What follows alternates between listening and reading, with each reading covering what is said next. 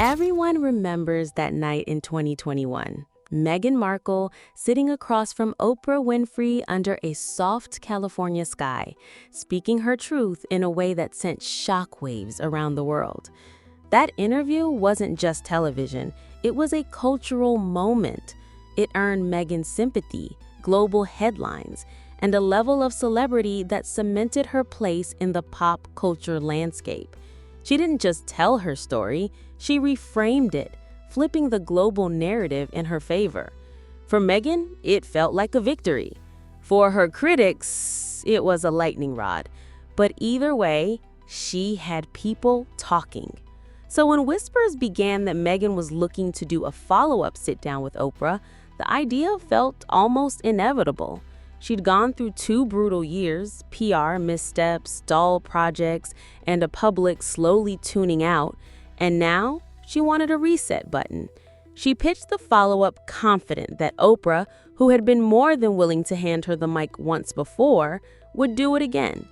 But according to multiple insider accounts, the answer she got wasn't the enthusiastic yes she'd expected.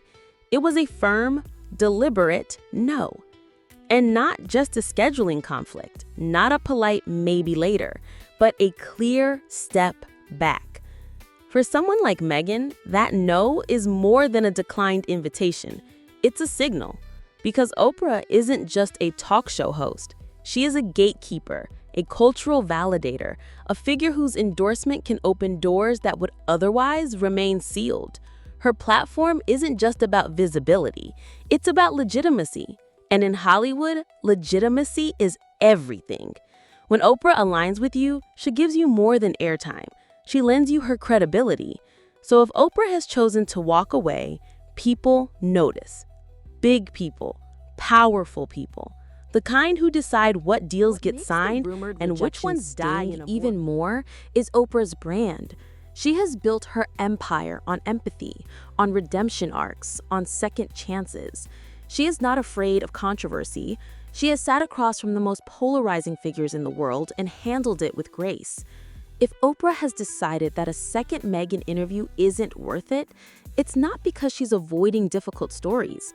It's because she's avoiding unnecessary risk. The first interview was electric, but it was also polarizing. Millions watched, millions judged. It made headlines, but it also sparked intense backlash. Questions about inconsistencies, headlines dissecting Meghan's claims, analysts pointing to moments that didn't add up. And Oprah, with decades of experience protecting her reputation, understands something vital. One big misstep can undo years of trust. So she made the calculation. She looked at the optics, the potential backlash, and the shifting public mood, and decided the risk outweighed the reward. For Meghan, the fallout has been brutal. This was supposed to be her comeback moment, a way to reclaim the spotlight, reframe her public image, and remind the world why she matters.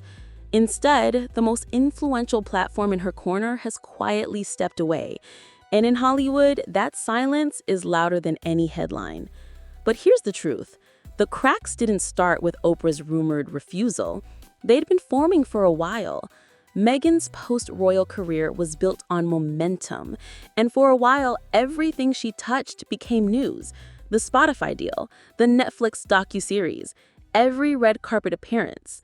For a time, her name guaranteed clicks, views, and sales.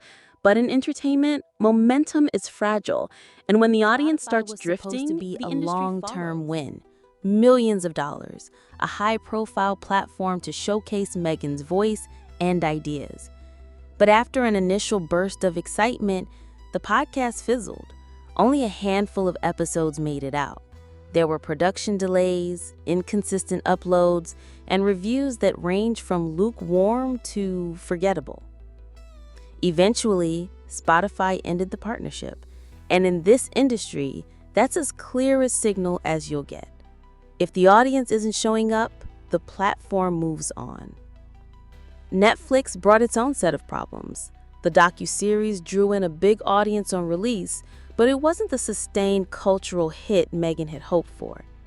Critics complained it leaned too heavily on old grievances, rehashing the royal split without offering anything new. Viewers who had once been fascinated began to feel like they'd heard it all before. And that's dangerous territory for a public figure whose brand depends on keeping people curious. Slowly but surely, Hollywood began to shift. The calls became less frequent, the offers less enticing. It wasn't an overnight collapse, it was a gradual retreat. In this town, people don't announce they're done with you. They just stop returning calls.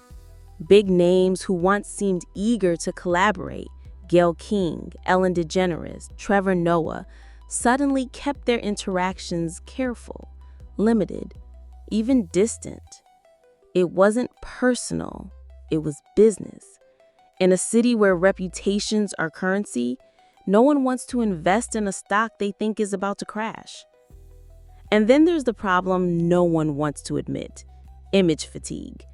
Meghan's story, racism, betrayal, isolation, was powerful and necessary when it was fresh. But over time, as she told it again and again across different platforms, even the most loyal supporters began to feel worn down. Audiences don't just crave authenticity, they crave evolution.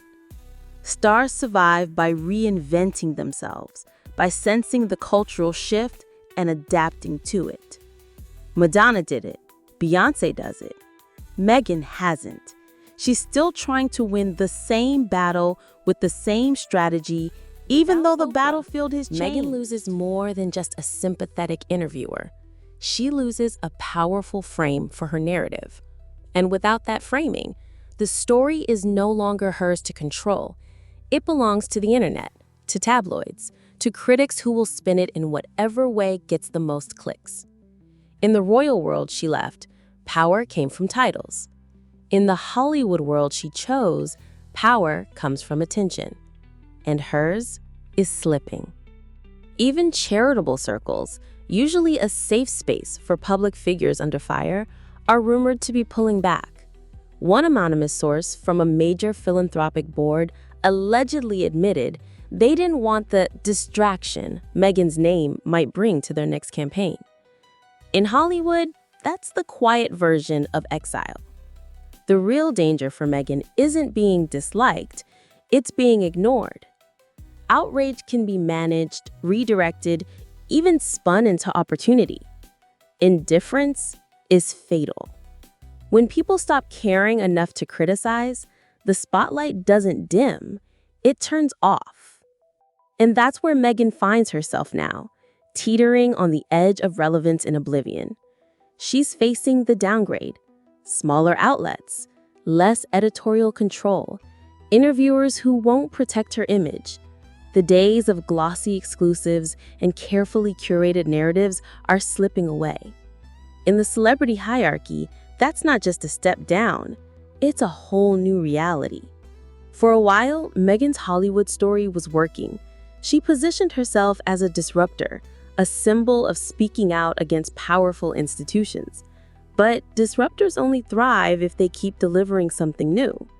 And after years of headlines with mixed results, the audience is asking a hard question. What has she actually built?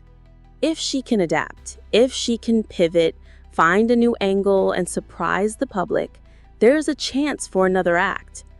But if she keeps relying on the same strategies, the same talking points, and the same narrative, the entertainment machine will simply move on. Because in Hollywood, the one rule that never changes is this: no one stays in the spotlight forever. For Meghan, the final twist may be the hardest to face. It's not the rejection.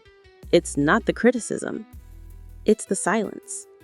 Because in this industry, when the silence comes, it means the conversation has moved on without you.